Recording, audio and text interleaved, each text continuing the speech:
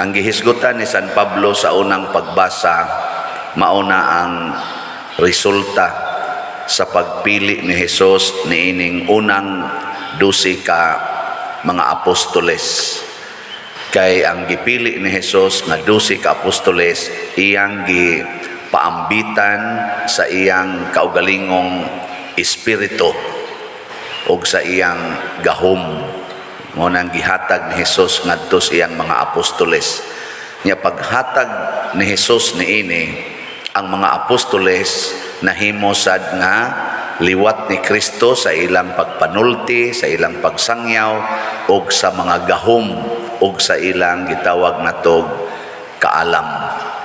Muna si San Pablo niingon siya, kung dunay magsumpakiay ninyo na amoy mga problema, ayaw mo pagkinihaay dito sa husgado nga way pagtuo.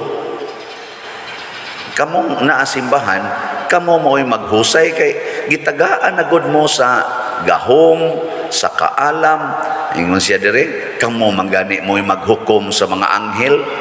Kani di ay mga gipangyawaan nga gipapahawa ni Hesus ang mga yawa. Mao biya sad nay misyon sa 12 ka apostoles. Niingon sad si Hesus, panglakaw kamo, ayuha ang mga masakiton, papahawaa ang mga yawa. Matud pa ni San Pablo, muhukom manggani tas kag tibuok kalibutan, muhukom manggani tas mga anghel sa mga yawa. Kana pa bang inyong gamayng problema? No, kamurong nanimba din, hey, wa mo magkinihaay. Wa mo rin mga kaso. Mayo, liwat mo ni Kristo. Doy, daghan kay mga Katoliko, managsuon pa, nagkinihaay tungod lang anang utlanan siyuta. Tungod lang anang mga kabilin sa ginikanan. So, wa na magtagdanay. Mo na siya. Nakaroon, unsa may gisintro ni San Pablo sa unang pagbasa, kana gyung sala. Likay ginang sala, gipangmensyon niya dinhing sala kay mao man isagad natong kasumpakian kaning kaulag na usahay ang laki ug babae magunay, ang pulos babae pulos laki magunay na lang og sex. Iyan ang gihisgutan diri, ang pagkapalahubog, ang kanibang mga dautan, pagkakawatan na tawag pa na itong korupsyon.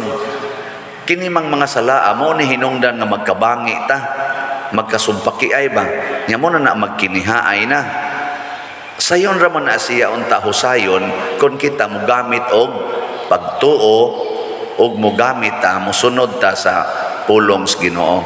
Gibutangan man ring San Pablo nga kining tanan nga nagbuhat niini dili gyud kasulod sa gingharian sa langit. Sige, pangutan-an na imong tupad na kaysa.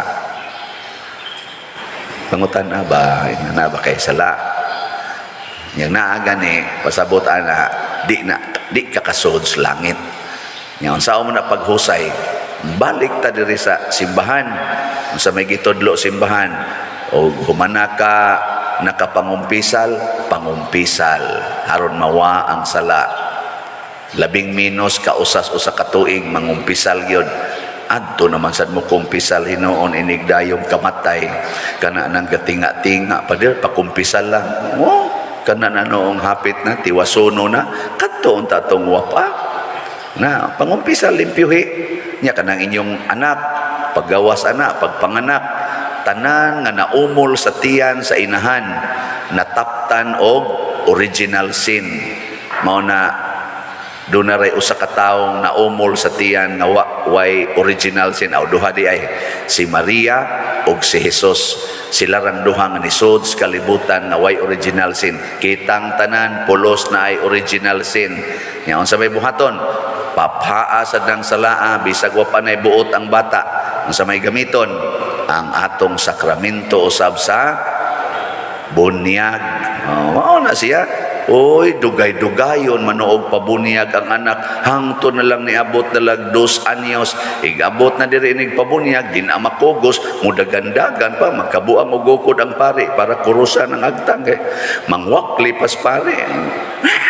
mana ba na kung anong dako naman sa niinyong kana sa among pader nga o pamanggod may katigom dayon o ang kwarta na san mo ay gibasihan una magpabunyag nya mura ra bag dako gihug sa kaning kulikta gamay ra ba kaayo okay nga to sang kulikta diha ang atong bayad din kay love offering man nya ang inyo ra bang meaning sa love offering bisag pila kabuang lang nag-explain atong mga sekretary diha ang meaning sa love offering unsa man ang labing dako nga imong ikahatag gibase sa imong paghigugma sa simbahan kana mo nang ang atong kantidad diha piso ngadto 1 million depende ka sa diha dapita ang imong gugma ang tagaan lang sa tag 50 mulingi ng sekretary pader 50 ray gihatag unsa man na bunyag special pag yun nga oras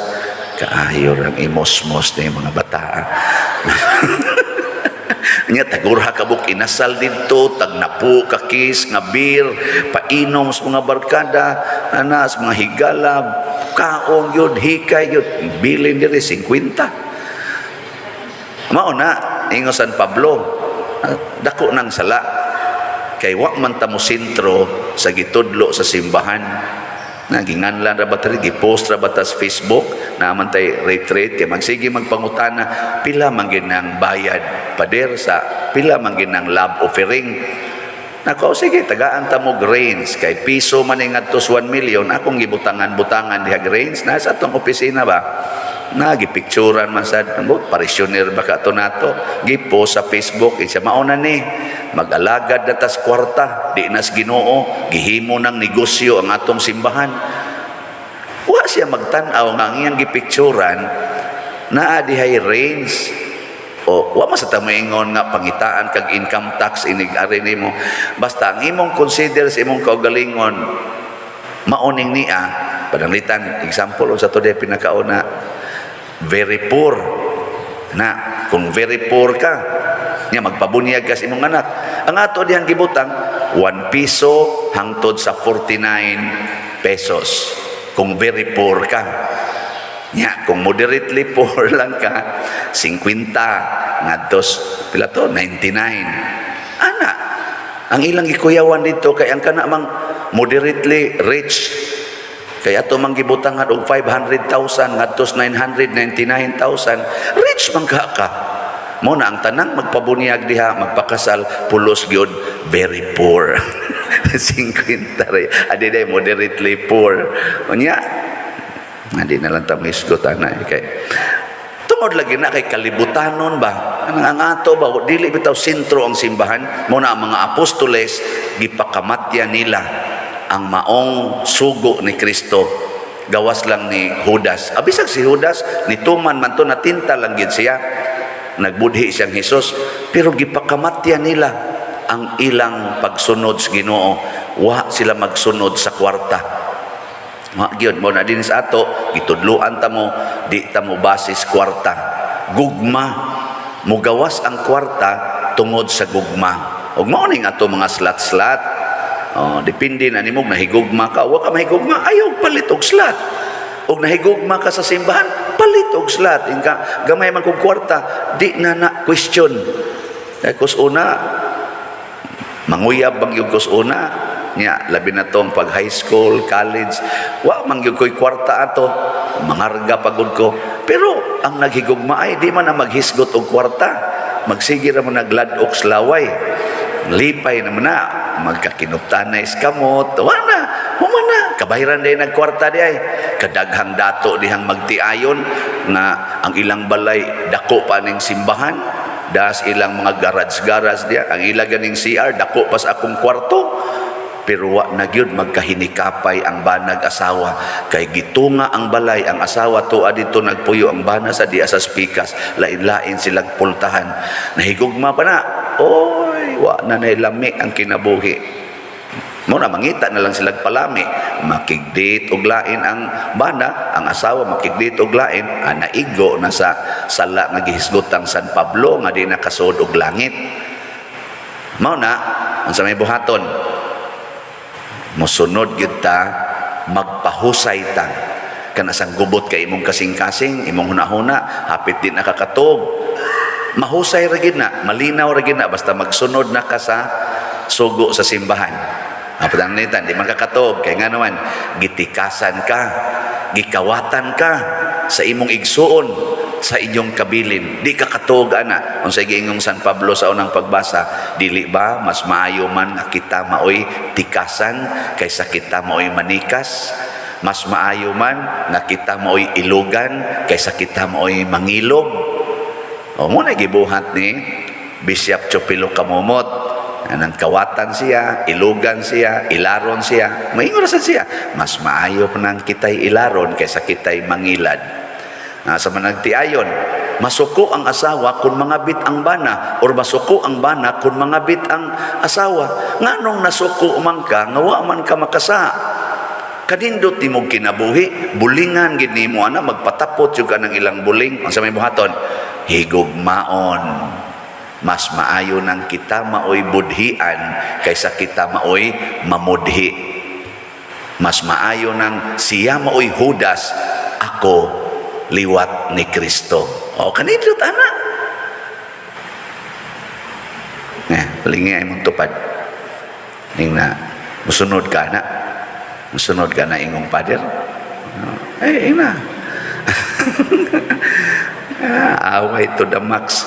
So, salamat sa atong kuan dinhi, pagpadayon sa pagpalambo sa atong katilingban. Nalipay gid ang Ginoo niini. Gahapon nag-celebrate sa atong 9th foundation anniversary.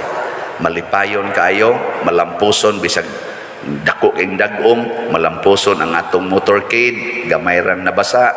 Unya sa ato sang pag-celebrate kagabi, sa ato mga pagpahatag og paambit, testimony, gamay na tong program, malipayon kaayo ang atong kinabuhi. Nganuman, kay matod pa diri sa atong tubag sa Salmo, sa tigibutang na to, ang Ginoo nalipay sa iyang lungsod. Nya once malipay ang Ginoo kay nagsunod taniya, lipayon sa taniya. Munang naagyod ang kalipay. Sige, manindog na ta katong malipayon.